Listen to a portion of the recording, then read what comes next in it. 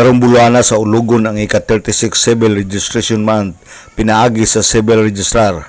Adunay ipahigayon nga mga kalihukan og nagpahinumdom ang Civil Registrar nga karong adlaw pitsa 5 ning bulan sa Pebrero libre ang unang 50 ka tawo nga magparehistro sa birth registration.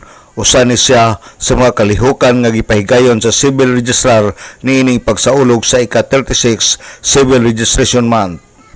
Sa nakuha nga data sa DXDD News Team sa buhatan sa Civil Registrar ning dakbayan sa Osamis gikan sa bulan sa Enero padulong sa bulan sa Hunyo 2025 adunay na rehistro nga mga natawo nga mokabat sa 3,009 ug adunay na rehistro nga nagpakasal nga mokabat sa 332. Sa namatay adunay 1,246 kini nga data sa bulan sa January to June 2025.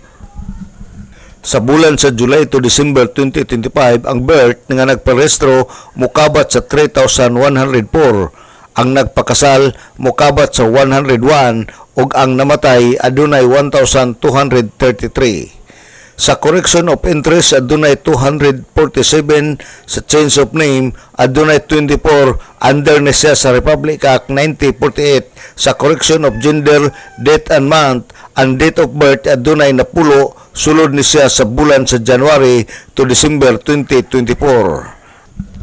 Alang sa DXDD Radio Campana, ang radyo sa simbahan, WD45 Dudong Bergamento, muduyog sa ika-75 nga jubileo sa simbahan sa Archdiocese sa Osamis, Tanag, Sarakbayan.